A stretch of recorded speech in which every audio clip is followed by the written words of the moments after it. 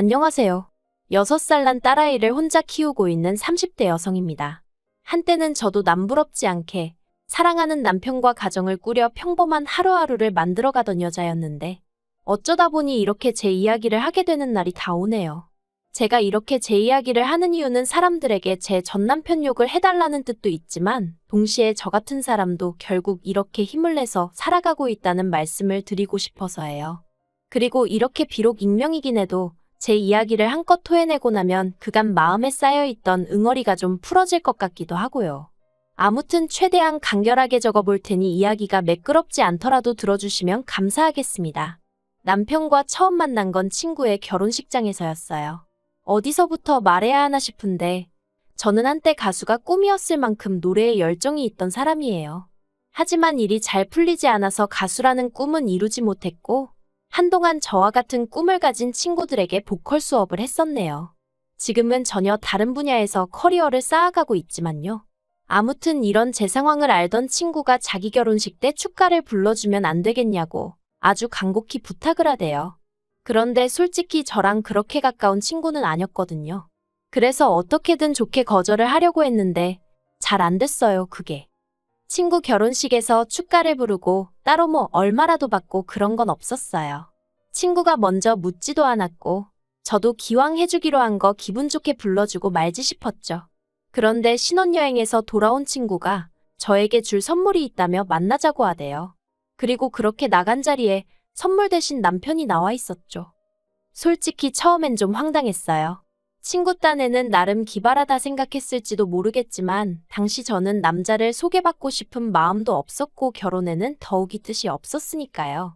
하지만 친구가 아기가 있어 만든 상황이 아닌 건 확실했으니 별달리 기분 나쁜 티는 내지 않았습니다. 그리고 말이 나와서 말이지만 그때 당시에는 남편이란 사람 자체가 싫지는 않았거든요. 어떻게든 분위기를 띄워보려고 노력하는 모습도 좋았고 제 이야기에 귀 기울이는 태도도 인상적이었달까요? 그리고 무엇보다 남편이 저를 무척이나 마음에 들어한다는 게 제 눈에 보이더라고요. 그게 좋았어요. 이후로 남편은 하루가 멀다 하고 문자에 전화를 해대며 적극적으로 다가왔고 그렇게 결국 저희는 얼마 지나지 않아 연인 사이가 되었습니다. 사귀는 동안 어느 다른 연인들처럼 약간의 투닥거림도 있었지만 비교적 원만한 관계를 유지해 나갔고요. 그러다 제 나이 30, 남편 나이 32의 부부의 영까지 맺게 되었죠. 결혼할 때 시댁에서 집을 해주셨고 저희 친정에서 혼수를 채워주셨습니다. 시댁에서 해주신 집이 브랜드 아파트는 아니었어도 비교적 신축이었던 데다가 방도 3개나 되는 30평대 아파트여서 무척 감사하게 생각했어요. 그래서 저희 친정에서도 그에 걸맞게 예단 보내고 남편 양복 맞춰주시고 명품 시계도 해주셨죠. 남편하고 반반 결혼했냐 하면 그건 아니지만 그래도 저희도 할 수 있는 만큼 최선을 다해서 성의를 보였다고 말하는 거예요. 그리고 결혼한 지 1년 만에 저는 임신을 했습니다. 시댁에서는 내심 아들이었으면 하시는 눈치였는데 전 솔직히 딸이든 아들이든 상관없다고 생각했어요. 누가 됐건 간에 건강하게만 태어나다오 그러면 세상 그 누구보다 큰 사랑으로 키우겠다는 마음뿐이었달까요. 그리고 저는 10달 꼬박 채워 그렇게 간절히 바라던 대로 건강한 남자아이를 출산했습니다. 시댁이고 친정이고 할 것 없이 양가 모두 축제 분위기였어요. 남편도 제 손을 붙잡고 눈물을 흘리며 고맙다 고생했다 수고했다. 그리고 아버님께선 축하금이라며 3천만 원을 주시기까지 하셨는데 이 이야기를 전해들은 친구들이 저더러 복받은 기집애라고 농담 반 질투 반으로 한마디씩 하기도 했었죠. 이젠 다 지나간 과거의 이야기지만 저에게도 이런 날들이 있었고 그래서 이때만 하더라도 저는 제가 세상에서 제일 행복한 여자 중 한 사람이라고 믿어 의심치 않았네요. 하지만 그 행복은 오래가지 못했습니다. 아이 돌잔치까지 일주일 정도를 남겨두고 있던 어느 날 평소처럼 남편의 퇴근을 기다리고 있었는데 전화 한 통이 걸려왔어요. 그리고 저는 별 생각 없이 그 전화를 받았죠. 그런데 건너편에서 흘러나오는 건 웬 어린아가씨의 목소리였습니다. 아주 당당하게 저희 남편 이름을 말하며 자기가 저희 남편과 사랑하고 있다는 이야기를 하대요. 단 한순간도 상상해 본 적 없던 상황이라 순간 멍해지는 게 이게 지금 무슨 소리지 꿈인가 싶기도 하고 그래서 그냥 전화를 끊어버렸어요. 말문이 막힌다는 게 이런 건가 싶대요. 하지만 또다시 그 번호로 전화가 걸려왔고 저는 도저히 손발이 부들거려서 전화를 받을 수가 없었죠. 그런데 그 여자도 약이 올랐던 건지 아니면 절 쓰러뜨리겠다고 작정이라도 했던 건지 연달아 문자가 왔어요. 그리고 저는 고민 끝에 그 여자가 보낸 듯한 문자를 확인했는데 거기엔 남편의 벌거벗은 사진과 함께 어떻게 만나서 그간 어떻게 관계를 맺어왔는지 일련의 스토리가 쭉 적혀 있었습니다. 저더러 남편을 놔달라는 말 같지도 않은 말도 함께요. 사실 제가 출산하고 얼마 지나지 않아 남편이 개업을 했어요. 원래 다니던 회사를 나와서 자기 이름 석자 걸고 사업을 해보고 싶다면서 말이죠. 그리고 전 그런 남편을 진심으로 응원했습니다. 저와 이제 태어난 아이를 위해 노력해주는구나, 애써주는구나 싶어 고마운 마음까지 있었죠. 그런데 개업을 하고 얼마 지나지 않아 남편의 퇴근 시간이 늦어지기 시작했고 주말에도 출근이다 출장이다 집을 비우는 날이 많아져 갔어요. 그럴 때마다 전 그저 고생하는 남편이 안쓰러웠지 바람을 피우고 있을 거라곤 상상도 못했는데 실제로 남편은 저희와 함께하는 시간만 줄어들었을 뿐 여전히 저에게는 다정한 남편이었고 아이에겐 자상한 아빠였거든요. 아무튼 그렇게 장문의 문자를 확인하고 나서 저는 처음엔 당장이라도 남편에게 따져 물으려고 했어요. 하지만 이내 괜히 남편에게 변명거리를 쥐어짜낼 시간만 주는 건 아닌가 싶어서 일단은 남편의 퇴근만을 기다렸네요. 남편이 퇴근하기를 기다리는 시간이 정말 천년 같더라고요. 그리고 어느덧 2시간쯤 지났을까 남편이 평소처럼 웃으며 현관을 들어왔는데 전 아무 인사도 하지 않고 핸드폰만 남편 얼굴에 들이밀었습니다. 그리고 이 여자 누구냐고 물으니 금세 사색이 되어서는 일 때문에 알게 된 여자라면서 그 이상 그 이하도 아니랍니다. 이 여자가 무슨 이야기를 하는 건지 자기는 모르겠다며 일 때문에 너무 힘들 때 몇 번 따로 만나서 술 한잔 한 게다라고. 저더러 이 여자 말이 아니라 자기 말을 믿어줘야 한다면서 펄쩍 뛰대요. 그리고 저도 그런 남편을 정말 믿어주고 싶었어요. 사실 저도 어디서 남편이 바람을 폈는데 어떡하죠와 같은 글을 읽으면 이걸 왜 고민하나 당장에 이혼이지라고 생각하던 사람이었는데 막상 이게 제 일이 되니까 이성적인 판단이 불가능해지대요. 그리고 제 앞에서 정말 오해라며 싹싹 빌고 있는 남편도 왠지 진실만을 말하고 있는 것처럼 느껴졌고요. 그 여자가 혼자 소설을 쓰고 있는 건 아닐까. 그 여자가 꼬셔낸 게 분명해. 어떻게든 남편이 저지른 불륜을 제 스스로 부정하고 있었어요. 그렇게 매일같이 남편은 자기가 잘못했다 빌고 저는 저대로 그런 남편이 미워서 울고 그렇게 한 달 가까운 시간을 보냈을까. 갑자기 하루는 남편이 저에게 할 이야기가 있다고 하더니 아무래도 자기가 저를 놔줘야 할 것 같답니다. 하늘이 무너지는 기분이었어요. 이혼 이야기를 꺼내도 내가 꺼내야지. 어떻게 지가 나한테? 그리고 저는 구차하게도 그 이유가 뭐냐고 물었어요. 그러자 한다는 말이 그 여자가 임신을 했답니다. 그래서 그 여자를 자기가 책임져야 할 것 같다대요. 그 소리를 듣는데 어이가 없고 황당해서 그럼 나하고 우리 애는 하고 물었더니 기껏 한다는 소리가 저는 좋은 여자이지 않냐입니다. 처음 만났을 때부터 지금까지 자기나 시부모님이나 애한테 하는 것만 봐도 얼마나 좋은 사람인지 자기가 잘 안다면서. 그런데 그 여자는 아니래요.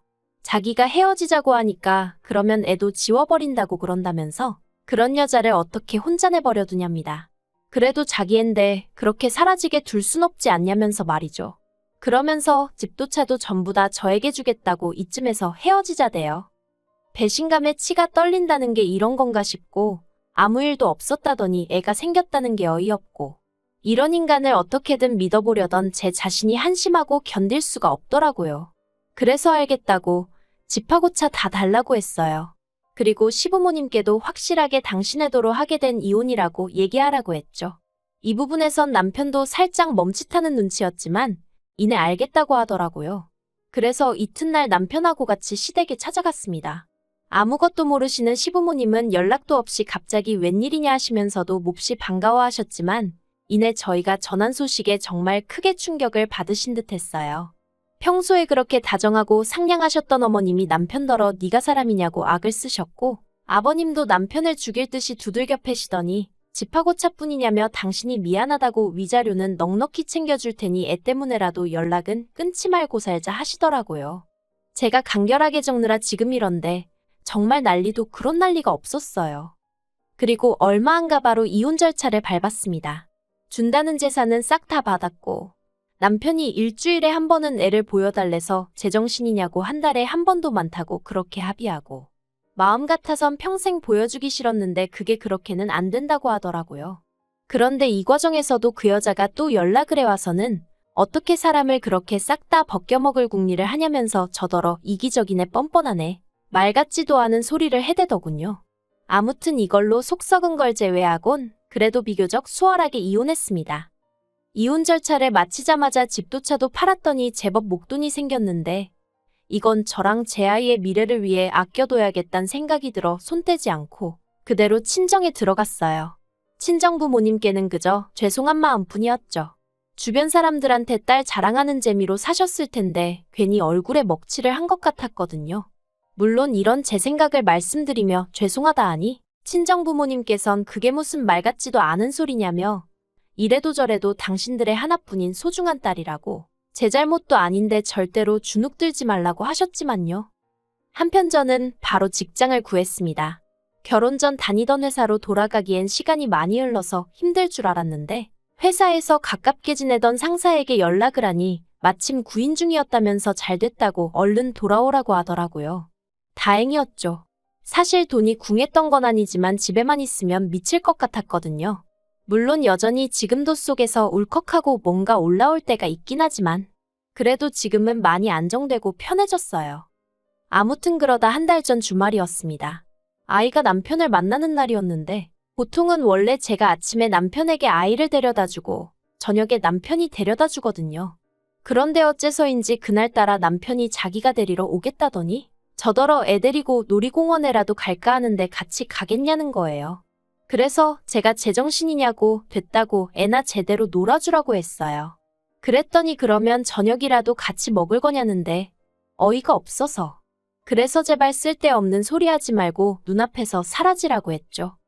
그리고 그날 저녁 남편이 애를 데려다 주러 왔는데 애는 집에 먼저 들여보내고 저더러 얘기 좀 하자며 저를 붙잡는 거예요. 마주하기가 죽기보다 싫었지만 그래도 애에 관한 이야기인가 싶어서 그렇게 집 근처 카페로 향했습니다. 그런데 남편이 저랑 마주 앉더니 우리 처음 만났을 때 생각나냐? 그때 너 참 예뻤다. 하나마나한 쓸데없는 소리를 늘어놓는 게 아니겠어요. 그래서 제가 이딴 소리나 할 거면 가겠다니까 잠깐만 있어보라더니 자기가 아무래도 큰 실수를 한 것 같다는 거예요. 도대체 무슨 소린가 싶어서 남편을 가만히 쳐다보니까 그 여자 애가 자기 애가 아니랍니다. 저는 처음에 뜬금없이 무슨 소리를 하는 건가 싶었죠. 그런데 남편이 깊이 숨을 한 번 들이쉬더니 얼마 전에 우연한 기회로 애 혈액형 검사를 하게 되었는데 아무리 생각해도 말이 안 되는 결과가 나와서 그 여자 몰래 유전자 검사를 했는데 자기 애가 아니라고 나왔대요. 그리고는 그 여자한테는 이미 이혼하자고 얘기해뒀다면서 자기한테 진짜 염치 없다는 거 아는데 한 번만 기회를 주면 안 되겠냐입니다. 그런데 그 이야기를 듣는데 자꾸 피식피식 웃음이 나는 거예요. 이 인간 천벌 받는구나, 천벌이라는 게 있긴 있구나 싶은 게. 결국 제가 소리내서 깔깔웃다가 기회 같은 소리 한다고 됐다고 했어요. 그리고 먼저 일어나서 뒤돌아 집으로 오는데 그렇게 가벼운 발걸음은 참으로 오랜만이었네요. 그리고 얼마 뒤 설마 했는데 그 여자한테도 연락이 왔습니다. 저더러 자기 남편한테 무슨 짓을 했길래 이혼 이야기가 나오는 거냐면서 유전자 검사도 제가 해보라고 부추긴 거냐며 저한테 화를 내더라고요. 황당해서 내가 그런 짓을 왜 하겠냐고 이런 전화하지 말라고 했네요. 불쾌하다고요. 그랬더니 기껏 한다는 소리가 제가 뒤에서 조종한 게 아니라면 제가 정말 떳떳하다면 저희 남편한테 자기랑 이혼할 때 하더라도 저한테 한 것처럼 집이랑 그런 건 좀 넘겨주게 도와주면 안 되냐입니다. 같은 여자로서 자기가 불쌍하지도 않냐면서요. 어이가 없었죠. 왜 지랑 나랑 같은 여자라고 싸잡아서 묵는 건지. 그래서 너는 남이 남자나 뺏은 상간녀고 나는 피해자라고. 그러니까 헛소리 한 번만 더 하면 그때 못한 상간녀 소송 지금이라도 해버릴 테니까 그 입 다물라고 했네요. 정말이지. 전화를 끊고 나서도 황당하고 분해서 몇 날 며칠 밤잠을 다 설쳤다니까요. 이후로 남편에게선 꾸준히 연락이 왔지만 단 한 번도 답장하지 않았어요. 이번 주에 다시 애를 보내야 하는데 솔직히 정말 안 보내고 싶은 마음이 굴뚝 같습니다. 하지만 법적으로 그렇게 하면 안 된다니까 저도 골치가 너무 아프네요. 남편에게 정말 지금 그 여자랑 이혼할 건지, 그럼 앞으로 어떻게 할 건지 하나도 묻지 않을 거예요. 그랬다간 괜히 제가 지한테 무슨 미련이라도 있는 줄 오해할까봐 무섭거든요. 그리고 솔직히 전혀 궁금하지 않기도 하고요. 그런 이야기 도란도란 나눌 정도로 얼마나 좋은 것도 아니고. 까놓고 말해서 이혼하고 완전히 남남이 되어버린 순간 아무리 애 아빠라지만 저와는 더는 상관없는 사람이니 잊고 지내려 노력했고 앞으로도 그럴 생각이에요. 아무튼 제가 나서서 어떻게 한 건 아니지만 그래도 세상이 그렇게 불공평하지만은 않다는 걸 배우네요. 앞으로도 남편이나 그 여자나 두 번 다시 행복한 순간은 맞이하지 못한 채 지옥 같은 마음으로 살았으면 좋겠단 바람뿐입니다.